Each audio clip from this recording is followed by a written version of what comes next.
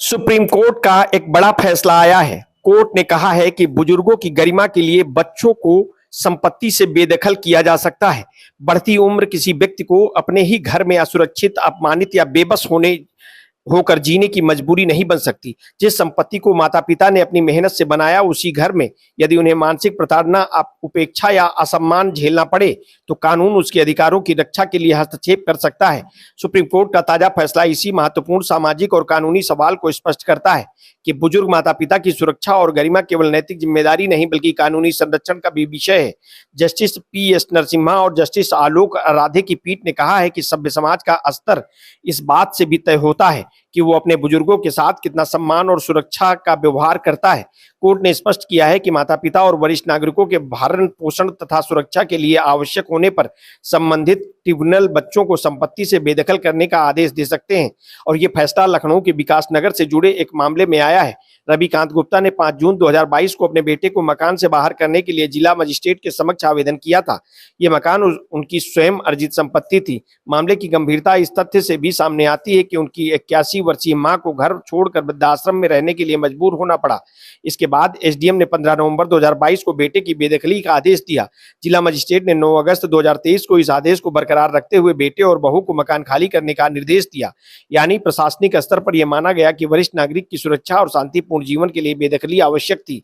मामला इसके बाद इलाहाबाद हाईकोर्ट पहुंचा। बेटे और बहू ने एसडीएम तथा जिला मजिस्ट्रेट के आदेश को चुनौती दी। हाईकोर्ट ने 2007 के माता पिता और वरिष्ठ नागरिकों के भरण पोषण एवं कल्याण अधिनियम की व्याख्या करते हुए कहा था कि कानून में बुजुर्ग माता पिता को अपनी संपत्ति से बच्चों को बेदखल करने का स्पष्ट अधिकार नहीं दिया गया है। इसी आधार पर उसने दोनों आदेशों को रद्द कर दिया।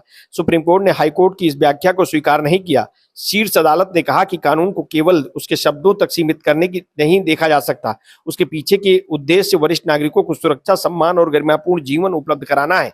और यदि किसी बुजुर्ग को सुरक्षा और शांतिपूर्ण जीवन के लिए बच्चों को घर से हटाना आवश्यक हो तो ट्रिब्यूनल ऐसा आदेश दे सकते हैं। सुप्रीम कोर्ट ने 2007 के कानून की धाराओं की भी व्याख्या की। धारा 7 के तहत ट्रिब्यूनल बनाए गए हैं, जबकि धारा 8 उन्हें सिविल कोड जैसी कुछ शक्तियां प्रदान करती हैं। धारा 27 सिविल कोड के अधिकार क्षेत्र में सीमित करती है। कोर्ट ने इन प्रावधानों के साथ पढ़ते हुए कहा कि ट्रिब्यूनल को कानून के मूल उद्देश्य को प्रभावी ढंग से लागू करने के लिए जरूरी आदेश देने की शक्ति है। इसका अर्थ ये नहीं है कि हर विवाद में माता पिता की शिकायत मात्र से बेटे या बेटी को संपत्ति से निकाल दिया जाएगा। अदालत का जोर इस बात पर भी है कि बेदखली का उद्देश्य वरिष्ठ नागरिक की सुरक्षा और भरण पोषण से जुड़ा होना चाहिए। यानी संपत्ति का विवाद अपने आप में पर्याप्त आधार नहीं है। कानून का मूल केंद्र बुजुर्ग की गरिमा, सुरक्षा और शांतिपूर्ण जीवन है। सुप्रीम कोर्ट ने अपने 2021 के एस वनिता बनाम डिप्टी कमिश्नर मामले का भी उल्लेख किया है। उस फैसले में यह भी माना गया था कि वरिष्ठ नागरिकों के भरण पोषण और सुरक्षा के लिए आवश्यक परिस्थितियों में ट्रिब्यूनल बेदखली का आदेश दे सकता है। बाद में समटोला देवी बनाम उत्तर प्रदेश सरकार और कमलकांत मिश्रा बनाम एडिशनल कलेक्टर जैसे 2025 के मामलों में भी इसी कानून की स्थिति को दोहराया गया है। इस फैसले का सबसे महत्वपूर्ण पहलू यह है कि अदालत ने संपत्ति के अधिकार से आगे बढ़कर गरिमा के अधिकार को भी केंद्र में रखा है। उम्र बढ़ने के साथ माता पिता की आर्थिक, शारीरिक या सामाजिक निर्भरता बढ़ सकती है, लेकिन इसका अर्थ यह नहीं है कि उनके अपने घर में उनका सम्मान और सुरक्षा कम हो जाए। भारतीय समाज में माता पिता और बच्चों के बीच संपत्ति को लेकर विवाद कोई असामान्य घटना नहीं है। कई मामलों में जीवन भर की कमाई से बनाया गया घर भी बुढ़ापे में विवाद का केंद्र बन जाता है। कभी देखभाल के नाम पर संपत्ति अपने नाम कराने का दबाव होता है, तो कभी संपत्ति मिलने के बाद माता पिता के प्रति व्यवहार बदल जाता है। ऐसे मामलों में कानून का उद्देश्य परिवार तोड़ना नहीं बल्कि उस व्यक्ति को सुरक्षा देना है जिसने अपनी जिंदगी भर परिवार बनाने में लगा दी। इस फैसले को इसी व्यापक संदर्भ में देखने की जरूरत है। सुप्रीम कोर्ट ने बुजुर्गों को यह संदेश दिया है कि अपने ही घर में अपमान और असुरक्षा को उम्र का स्वाभाविक हिस्सा मानकर सहना जरूरी नहीं है। साथ ही बच्चों के लिए भी यह फैसला एक स्पष्ट कानूनी चेतावनी है कि माता पिता की संपत्ति पर अधिकार की इच्छा उनके सम्मान और सुरक्षा की जिम्मेदारी से बड़ी नहीं हो सकती। दरअसल किसी भी समाज की वास्तविक प्रगति केवल आर्थिक विकास, बड़ी इमारतों और आधुनिक सुविधाओं से नहीं मापी जा सकती। उसकी असली परीक्षा उस समय होती है जब घर का सबसे कमजोर सदस्य सुरक्षा और सम्मान की जरूरत महसूस करता है।